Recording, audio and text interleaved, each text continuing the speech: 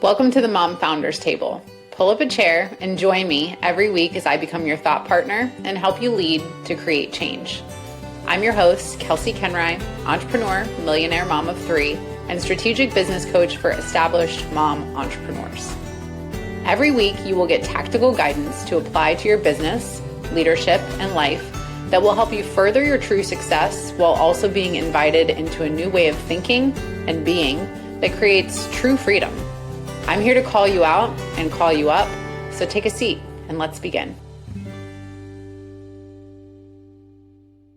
Welcome back to another episode of the Mom Founders Table. And today we have a very special guest who is going to save us a lot of time, which as moms and founders, we need so much. So I am so excited for her to share her thoughts, her knowledge, her expertise, her framework, and give us some tactical nitty-gritty stuff because she has been in the behind the scenes of businesses and helping women to systematize and automate and really become more efficient, which I personally am obsessed with. So I'm excited to hear everything that you have to say. So welcome to the Mom Founders Table. Can you tell our audience a little bit about you, where you're from, how old your kiddos are, and what you do? Yes, absolutely. Thanks, Kelsey, for the intro. So my name is Aveline. If you can't remember it, I always tell people it rhymes with gasoline, trampoline, Aveline. And I'm the founder of AE&Co Operations Agency. We've been running for 7+ years. It's an operations agency where we build essentially the systems that get you to run efficiently. I am located actually in Southern Ontario, Canada, but we work with teams all over, really mostly North America. And how old my kiddos are? My kiddos are, I'm pregnant with my third, and my son is 6, and my daughter is 2.5 going on 3. Yeah, we were just talking about our kids mirroring and ages and also our experiences with hospital and then going the more natural routes. It's so interesting to me, not to go down a huge rabbit hole, but I could talk about birth forever, as you also mentioned. And so, yeah, we'll have a separate podcast for that. But I do think it's really interesting just how many women turn to alternative methods for birth, right? After they have had a not so great experience. It sounds like that was my experience, and it sounds like that was your experience too. Yeah.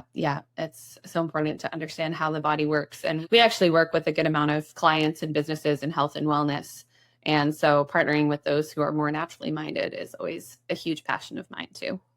Yes, I love that. Yeah, same here. I started in the health and wellness industry. So fitness studio owners, chiropractors, just all the good stuff. The birth center that I did my home birth and my accidental free birth through, I worked with the birth center owner. So very cool to kind of pour back into those communities. So tell me more about, you mentioned you're working with these businesses, you're helping them become more efficient. What is your methodology, or how do you do that specifically within your company?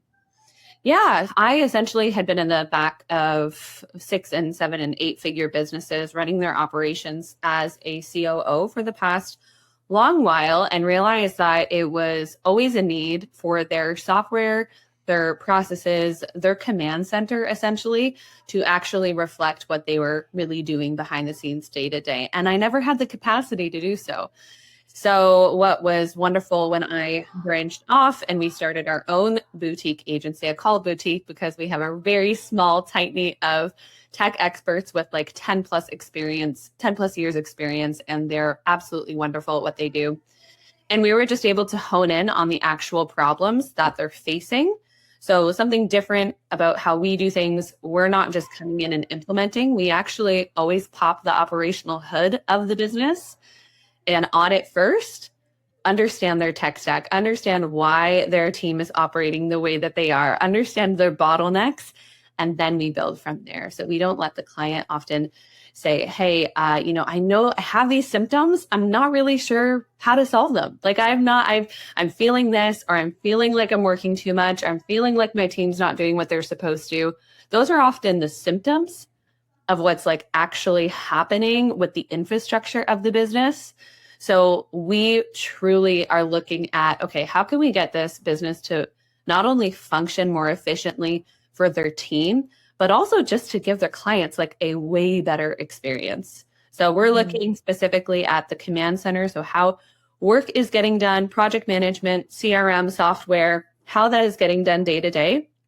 And then we're looking at the engine that is firing off these things. So how is automation being leveraged? AI integrated inside of that, all of that. And then we're looking at the process documentation. How is this scalable? How are we able to offer this? How are we able to repeat this process consistently throughout the whole business, no matter who's on vacation or maternity leave or who is not going to be there that day? We have a infrastructure, a way to, I'm a musician, so I like to say the way we read the music as a band, not as a soloist. So everybody has to be reading the same page of music and be on the same page. So yeah, that's essentially what we build for companies. That's amazing.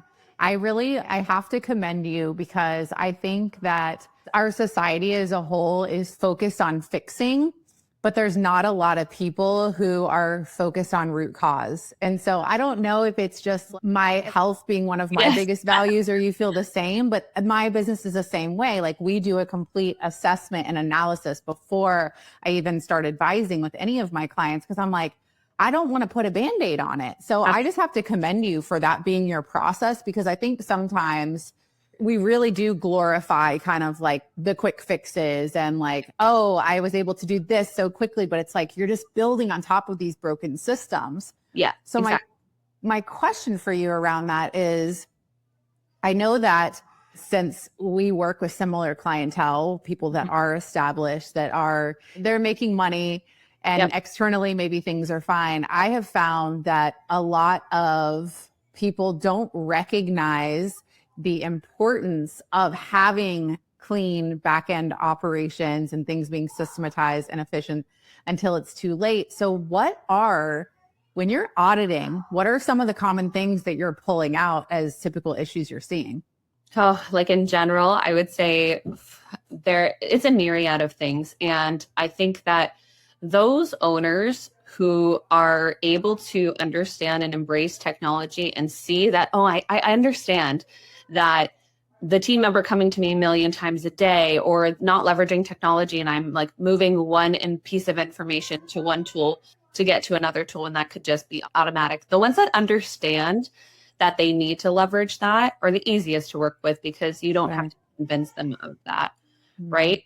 But the ones that, understand there are symptoms, but don't understand that actually an operational infrastructure that is built for specifically their business, not somebody else's, not a template you got online, but one for their business, can actually solve a ton of the problems that they're facing. It's huge for them to truly understand. In terms of the things that I typically see, I would say founders that are at the scaling growth phase often want to hire, but don't have any infrastructure. So that's a huge, huge one, where they are like, I need more help. Even if it's their first hire, like I've seen this even with people who have medium-sized businesses, where they have hired consistently over the past 10 years. I talked with a founder of an e-commerce brand who made bars, and he had absolutely no processes in place, and was like, okay, the way to solve this, and the fact that I'm the bottleneck, I know I'm the bottleneck, is to hire more people. But they were just getting hired into chaos. And I preach. and I co-sign. I understand that. I ran a franchise business before I even did anything with software and with tech. And I understand that. It feels real. It feels like, okay, this person is going to relieve me of these things, and they're a real person. I can ask these questions, but you have to have, I always say clarity is kindness. And I believe that is true when we are hiring as well. If you are not giving your people clear processes to follow in a clear direction, they are not going to be able to do their job well. And then you're going to get burnt continually. And I worked with so many founders, especially during the auditing phase, where they've just gotten burned. They know perhaps they need some help, and they're like, I don't want to hire again. It's too much work. I have enough on my plate. And really and truly, the operational infrastructure, if you are coming into a business that is running efficiently, then you can integrate that person so much easier. And then I would say the other huge symptom that they're dealing with is basically, so there's a hiring one, and then there's also just being overwhelmed and not actually taking the time to find the solutions that they need. And I would say oftentimes that does look like a very messy project management tool or a very messy CRM, and not actually having the ability or the time to clean it up because they're too busy answering messages and putting out fires. I worked with an 8-figure founder who is still messaging their team in Slack daily about client communication issues and payments failing and things like that. I'm like, you should not be in that process. You should be far, far away, far, far away in a land of creative, visionary work. But if they don't have, okay, what do I do if this happens? What if I do if this happens? Then they're not going to be able to do their job well. So that's what I'm truly passionate about. And I mean, I could talk forever about the other problems that I see, but those are two really big ones that almost always come up in every audit that I do. Yeah. And I see the same things from my end. And it really is just, I co-sign again, everything that you said, because it is you as the owner, right? Our focus tends to be kind of one foot in front of the other. And you almost have these blinders on, and there's stuff that you need to deal with, but you're like, that doesn't feel important because you don't bridge the gap of like how that's actually connected to your sales. But for me, when I'm talking to people, I'm like, your operations and your back end and having clear SOPs and you taking accountability for not leading your people well, not communicating well, like that's the reason why you're seeing all these issues. And once you fix those issues, those are the things that actually translate to more sales. And so I think part of it, I don't know if you feel like this, but I know part of it for me is like turning that on for people, like a lot, like bridging that gap for them of like, you want to go here and you have these goals and you're overwhelmed and you want to work less and you want to earn more and you want all these things to happen. You have to be willing to actually look at the shit that's causing all of these problems and fix it. And I think this is the part of business that people avoid. And even yesterday, I was teaching inside of one of my clients' groups, and I was teaching on team and delegation and hiring. And even within that, I was like, do not hire people without SOPs. Do not hire people without a project management system, because same thing. I've worked with so many clients that I'm like, you literally are doing over 7 figures and you don't even have a project management tool. Like, how are you delegating and how are you tracking? And then they're overwhelmed because they feel like they're micromanaging and they're chasing for everything. And I'm like, well, duh. Yeah. One of the things I get founders to do is track their time. Yes. Because sometimes it can feel really efficient. And like, I empathize with that. If they're open to being challenged, then I would love to challenge them. But I understand how it can feel like you are controlling and you are wanting to move the boat in a certain direction. But there has to be a time where you are going to focus on what only you can do of revenue generating activities, just like you said. If there's nobody focusing on that, then there's no business. So there has to be a separation. There has to be a letting go of control. So anyways, yes, I absolutely agree. Which I think that's the whole thing, right? To where it's like, there's the tactical aspect of the operational infrastructure pieces. And here's the things that you need in place. But then there's also the mind fuck side of that of like, we have to, and that's why I speak so much to like behavioral change and pattern change and recognition of habits and personal responsibility. Because the tactical stuff, like, and I'm sure that you see this, you could come in and be like, we need to do X, Y, Z. We need to have this in place. But if they're resistant and you're like you're bumping heads with them, they're probably like, oh, that's so much change. And I have to change who I am and how I operate. And that's hard. It's hard. It is hard. You know, this is why a lot of clients will have one project with us and they'll be like, okay, this is what I needed. And then they'll realize, oh, wait, actually, this other side also needs some work. But that's a beautiful thing because they're actually changing their mindset towards their business and realizing, oh, there's an opportunity here to be much more efficient. And I want that for my team. I want to know how much time I'm spending on each task. I want to know how much time my team is spending on each task. There have been so many founders who have told me, I don't really know that my team is doing things as efficiently as they could. I don't really know where certain information is because my team is the only one who knows it. And it takes so much time for a new person to come in and learn the business. And if that is documented, then it's a rinse and repeat versus your investment of that time. to train them and to make sure that they are doing what they need to. And operations is everything. It's how you do everything in your business. There's marketing, there's sales, it's everything. So if you don't have a structure in place, then it is truly just building the plane while you're flying it. Yeah, which you can get pretty far. And I think a lot of people have. But then I see the emotional cost of that. And right? I see the outwardly success, like what that looks outwardly. And then they'll hire us to help build something. And it'll be like, oh, there is way more going on internally with your profit, with your systems, with your team than it looks on the outside, which not that they need to share that, but that's the reality of a lot of businesses. Oh, 100%, 100% agree. So here's a question for you. For the person that's listening, I would love for us to move this into their conscious awareness, right? Of how do they know when they need to hire an operations expert? What are they experiencing in which they're like, okay, it's time. Like I say, I'm like, you probably need to hire me when you're ready to get your shit together. If you're not ready to change, we're not going to work. Well, I expect resistance, but also like you have to kind of like be willing to let me push you a little bit on the way that you're thinking and operating. So what for the people listening and they're like, yeah, it's kind of messy. Like, how can we help them to understand how important this is? Because I know, and I feel like you and I could scream this from the rooftop, and I still feel like people ignore this. So can you tell me, like, how can we help people know when it is the right time to bring in some operational help? So I will say, when you have gotten to a place in your business and you are needing maybe some just advice, that's typically around maybe you have 1 or 2 team members, or you know that you want to grow. I always take it back to what their vision in 5 years is going to be.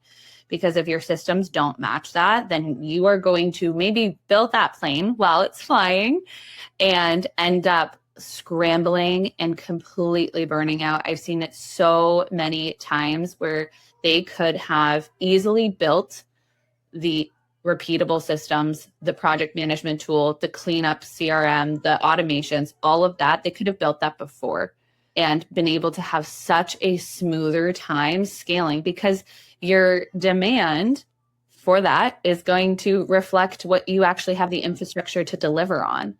So if I always use the analogy of operations is like the piping in a home, and your sales and your marketing is like the water that's coming through. If you have all this water coming through your house but no piping, you're going to have floods everywhere. But if you have the piping and then you're able to turn on the water, then you can actually sustain it and things can move flow. You're like, okay, we prepared for this. We know that if we're going to have a huge launch, we know that if we're going to 2x our revenue next year, we have this 3 team members we want to hire on. Whatever that goal may be, taking stock and really, really thinking about the infrastructure of your business. And I will also say, it depends on what their definition of organized is. Sure. Because, I've been in some businesses where they would see organized as, okay, we have 3 SOPs and we have a project management system, but they've overcomplicated, or they've either overcomplicated the systems where it's extremely way more complicated than it needs to be. It can be very, very simple and work well, or they have just done the bare minimum and say, okay, we have just this in place. And so we have to operate in a place where we're making simple systems that actually can feel like they can scale. So I would say any founder that is looking for support, the best thing you can do is to get advice when you're at the growth stage. If you are already at that scale stage and you're like, okay, no, we want to do like 8 million next year, then you needed to have done this before, but don't worry, you can still do it. It's going to take more time and investment on your part, because you're going to have to literally take everything that's in your head and in your team's head and document it and systematize it. So those would be the 2 phases. It's never a wrong time. I would say when you're starting out, if you're a solopreneur right now, you can start to flex that muscle. You can start to document. You can start to think, okay, long term, how am I going to make this repeatable in my business? How am I going to build a system that makes things easier for my clients to have a fantastic experience, get in contact with me easier, have a team that comes on that knows how to do their job, all those things. Great, wonderful, flex that muscle, build that muscle. And then when you're ready to truly grow, then let's build the infrastructure to help you do that. Yeah, so good. I always say, like, you have to begin with the end in mind. And so you have to work backwards. And so I think there's also, to your point of like the house piping, which I love that analogy. It's like, I believe that energetically, because entrepreneurs are brilliant. Like the women that you work with, that I work with, are so smart. We know when our shit is a mess. And I think that energetically, if we subconsciously know that we can't support a higher level of clientele or sales, we're going to block it anyways. Yeah. And so and the opposite is also true from what I've seen of like, once you know, like that piping's in, this is going to be smooth, shit's still going to break, right? You're going to have some leaky pipes you're going to have to fix, but you have that belief of like, wow, I feel confident in being able to have this solid infrastructure that now I can go forwards. I think it's so important. And I think to your point too, it's like, it is never a wrong time. It's just like, this is something, learning to build our businesses from a place of proactiveness and preventativeness, I think is what saves us the emotional costs that so many people end up on the other side of, that you see and I see, which is that burnout, which is the time away from family, which is the sacrificing of our personal well-being, right? That really can be fixed with these kinds of things. I mean, I worked with a founder and it was 10 hours a week that she went from 60-hour a week to 10-hour a week work weeks, just based on literally, it was a smaller project that we did. Incredible. It made that much of a difference. Like, it doesn't have to be even groundbreaking. It's probably things that you realize once I would come in, or somebody would point it out, you'd be like, oh yeah, that probably does need fixing, or that probably does need cleaning up. But sometimes it is more of an opportunity thing. Sometimes you can't actually see, maybe not building that AI agent, but instead doing this automation integration that's going to cost me way less and be way less time consuming can actually solve the problem that I'm trying to fix with this whole other thing. Wow. So, yeah. I see that often too. It's so true. Let's talk about like highest leverage tools or changes that you can make. I feel like you've mentioned some already, in my opinion, that make a huge difference that people don't realize. So what are these things that you're like, when you start to implement this, it really does create more efficiency, get your time back, allow you to have that better infrastructure? What are like the top 3 to 5 things that you would say that really make a difference? CRM, project management tool, and automation. And, these are blanket statements. Know that whenever you work with someone, any operational person, I believe that they should actually be able to map out those things for you, not you mapping out those things. So just understand that bloated tech tools is one that we often see a huge cost. They're just saving hundreds of dollars every single month. So what does that look like? People have a lot of overlapping things that you're like, you don't need all this stuff. Yep. They're paying for 2 email marketing softwares that do the similar things because their marketing coordinator told them that they need both. They are paying for a connector. We love Zapier. We're actually a partner of Zapier, but we use it strategically. Whereas a lot of the time, teams will, like internal teams, right, will not necessarily be super well versed in the technology, but have a general understanding. Well, we're the experts in that technology. So we're coming in and making sure that this is actually making sense for any workflow that you're trying to achieve. So that's a huge one. Your CRM is huge. It's incredibly important. It depends if you're e-commerce or you're service-based. If you're service-based, having a one-stop shop to see everything about your clients, where they are, how they're communicating is incredibly important. And then having a project management tool that's aligned with that. And so making sure that is, again, as simple and as clean as possible. And, I always say once I get in there, I have never been able to go into a business and not find something that we could do way more efficiently and save their team tons of time. And now I want to point out, it's not just saving them time, it's actually freeing them up to work on high value work, just like you said about the founder, right? Like for example, we just did this lead management system for a marketing agency in ClickUp. And the sales director was spending tons of time every single week, up to 5 hours, doing reporting on what kind of sales and lead generation activities she was doing. Well, once we built that system for them that automatically generated reports and dashboards and everything for the founder to see, and the close rate, right? How was that actually driving revenue for the business is a question I always want to find out. Then they were able to be freed up to actually focus more on lead generation activities, which makes money for your business. This is what we want as founders, right? So these are the really, really important things. And then for the process documentation, that was that founder I talked about. She ran an e-commerce business, and documenting everything in her business just allowed her to be freed up. It was that was it. It was documenting all the different processes in each department that she had, and their team had access to everything. So their team was so excited to be able to have one place to go to find all the information they needed, not asking several people, not flipping from tool to tool in their Google Drive and their project management system and trying to find what they needed to find. But it was all in one place for them to have.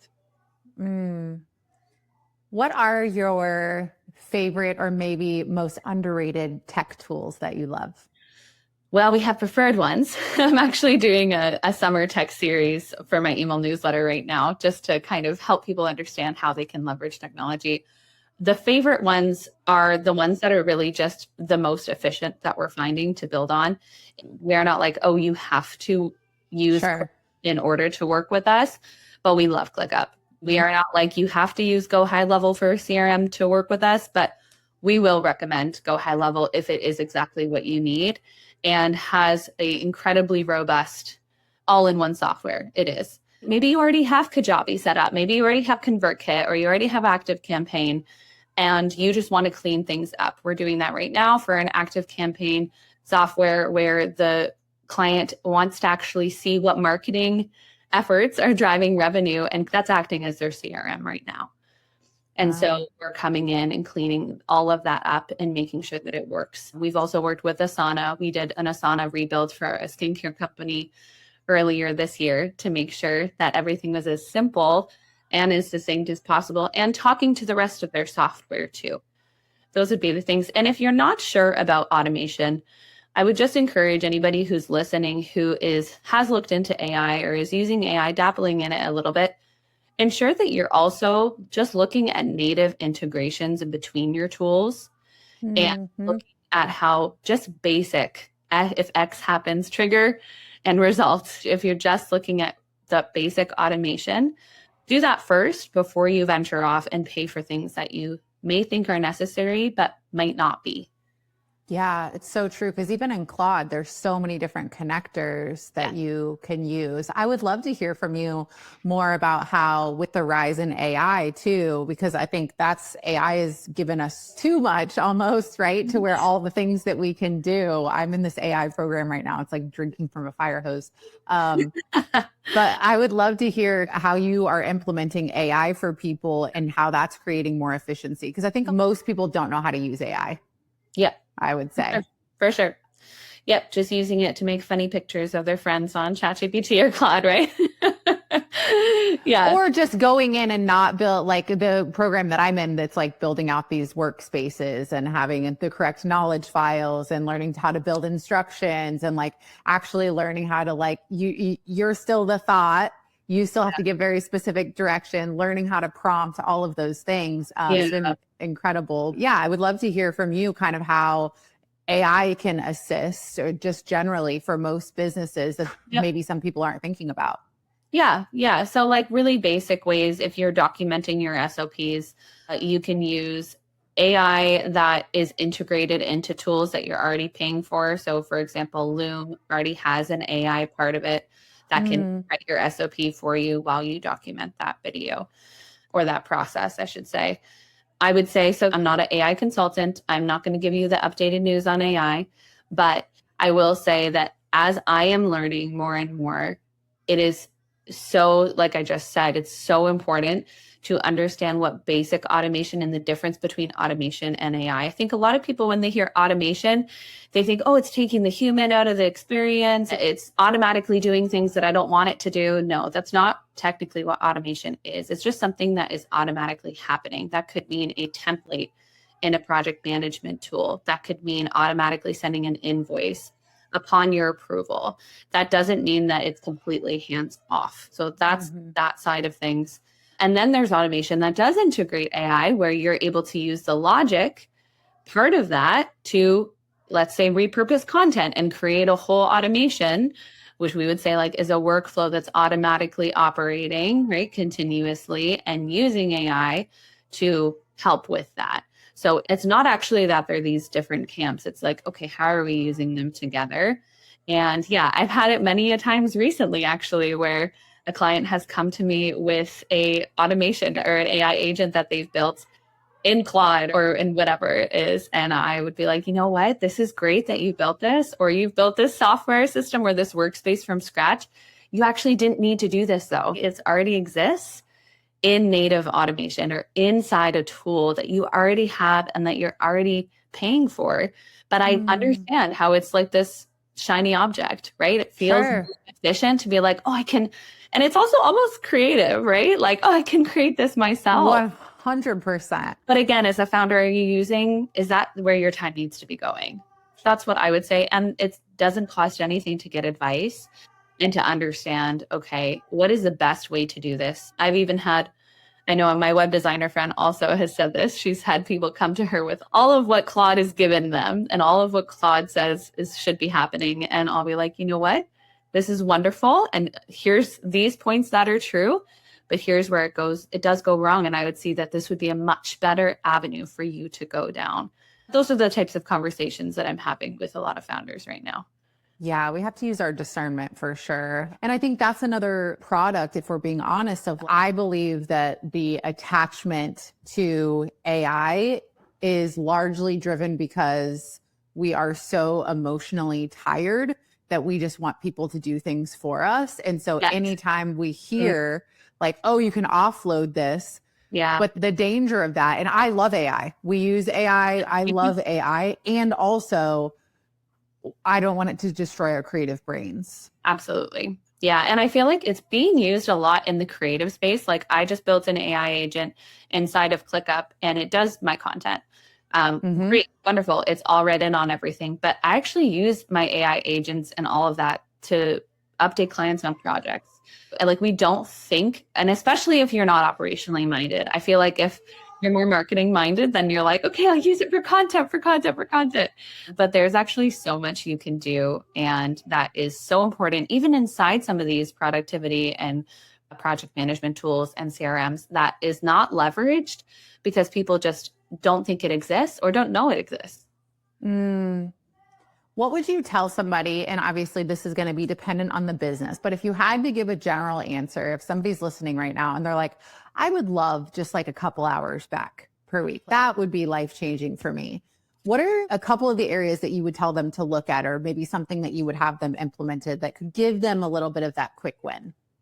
So I would say first, track your time and see what's sucking most of your time in a week. Track your time. Like I normally say, if you can do 3 months, great. If you're like, no, I really want to do 6 weeks. Track exactly what you are spending your time and be honest with yourself. Don't say you're doing something that you're not. Be honest with yourself. And so whatever that task is, whatever, if that is checking to see, like as a CEO, you should be able to, and you should be checking those high value metrics of your business weekly. You should be checking your revenue, your profit margins, your clients in, your clients out, or if you're e-com, how many products are being sold. You should be on your numbers like crazy. And that is going to create awareness in you and also advise you what kind of moves you need to make in the business. So as a founder, that is key.